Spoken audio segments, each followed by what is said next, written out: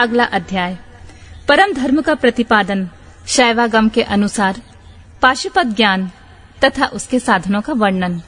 ऋषियों ने पूछा, वायुदेव, वह कौन सा श्रेष्ठ अनुष्ठान है जो मोक्ष स्वरूप ज्ञान को अपरोक्ष कर देता है? उसको और उसके साधनों को आज आप हमें बताने की कृपा करें। वायु ने कहा, भगवान शिव का बताया हुआ जो परम धर्म है उसी को श्रेष्ठ अनुष्ठान कहा गया है। उसके सिद्ध होने पर साक्षात मोक्षदायक शिव अपरोक्ष हो जाते हैं।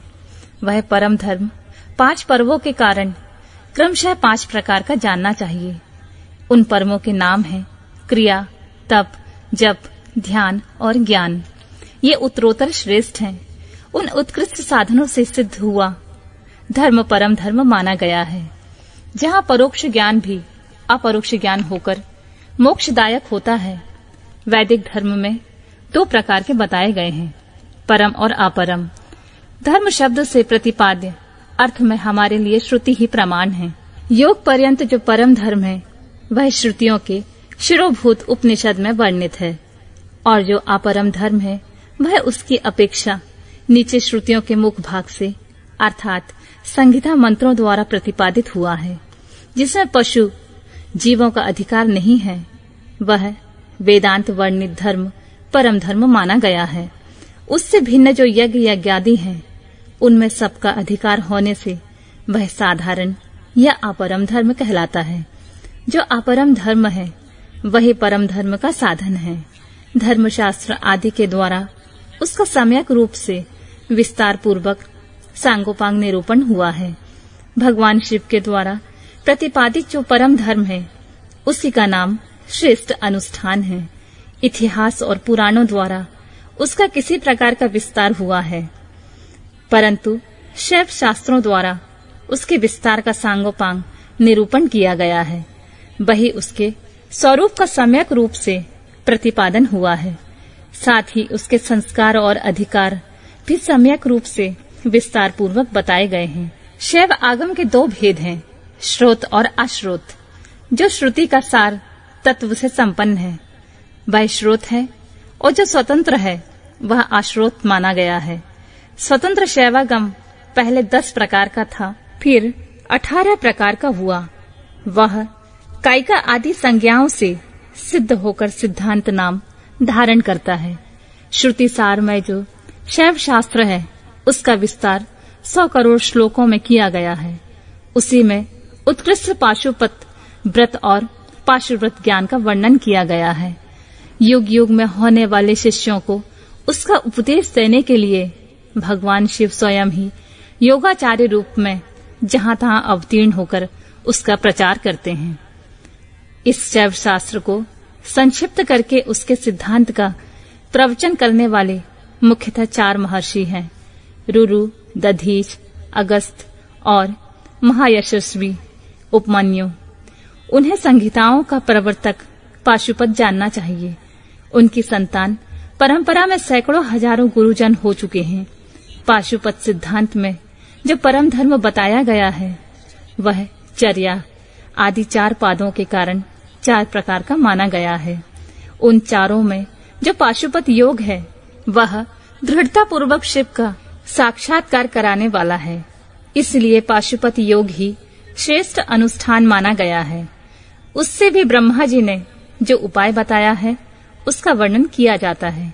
भगवान शिव के द्वारा परिकल्पित जो नामाष्टकमय योग है उसके द्वारा सहसा शैवी प्रज्ञा का उदय होता है। उस प्रज्ञा द्वारा पुरुष शीघ्र ही सुस्थिर परम ज्ञान प्राप्त कर लेता है। जिसके हृदय में वह ज्ञान प्रतिष्ठित हो जाता है उसके ऊपर भगवान शिव प्रसन्न होते हैं। उनके कृपा प्रसाद से वह परम योग सिद्ध होता है जो शिव का अपरोक्ष दर्शन कराता है। शिव के अपरोक्ष ज्ञान से संसार बंधन का कारण दूर हो जाता है। इस प्रकार संसार से मुक्त हुआ पुरुष शिव के समान हो जाता है। यहाँ ब्रह्मा जी का बताया हुआ उपाय है, उसी का पृथक वर्णन करते हैं। शिव, महेश्वर, रुद्र, विष्णु, पितामह, ब्रह्मा, संसार वैद्य, सर्वज्ञ और परमात्मा, ये मुख्यतः 8 नाम हैं। ये 8 मुख्य नाम शिव के प्रतिपादक हैं। इनमें से आदि 5 नाम क्रमशः शांति अतीता आदि 5 कलाओं से संबंध रखते हैं और 5 उपाधियों को ग्रहण करने में सदाशिव आदि के बोधक होते हैं। उपाधि से निवृत्ति होने पर इन भेदों की निवृत्ति हो जाती है। वह पद ही नित्य है, किंतु उस पद पर प्रतिष्ठित होने वाले अनित्य कहे गए हैं। पदों का परिवर्तन होने पर पद वाले पुरुष मुक्त हो जाते हैं। परिवर्तन के अनंतर पुनः दूसरी आत्माओं को उस पद की प्राप्ति बताई जाती है और उन्हीं के वे आदि 5 नाम नियत होते हैं। उपादान आदि योग से अन्य 3 नाम संसार वैद्य, सर्वज्ञ और परमात्मा भी त्रिविध उपाधि का प्रतिपादन करते हुए शिव में ही अनुगत होते हैं। अनादि मल का संसर्ग उनसे पहले ही नहीं है तथा वे स्वभावतः अत्यंत शुद्ध स्वरूप हैं, इसलिए शिव कहलाते हैं। अथवा वे ईश्वर समस्त कल्याणमय गुणों के एकमात्र घनीभूत विग्रह हैं, इसलिए शिव तत्व के अर्थ को जानने वाले श्रेष्ठ महात्मा उन्हें शिव कहते हैं।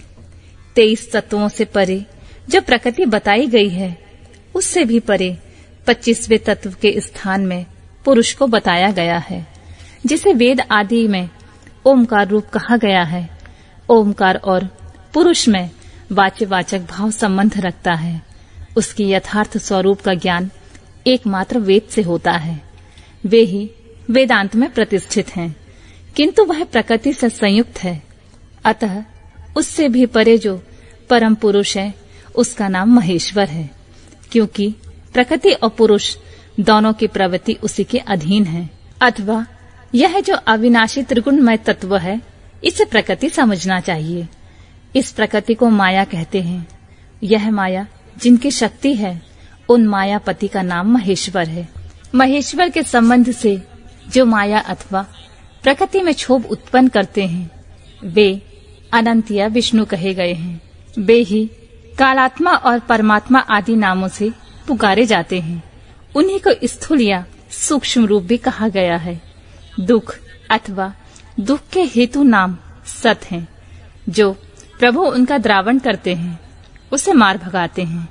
उन परम कारण शिव को साधु पुरुष रुद्र कहते हैं। कला, काल आदि तत्वों से लेकर भूतों में पृथ्वी पर्यंत जो 36 तत्व हैं, उन्हीं से शरीर बनता है।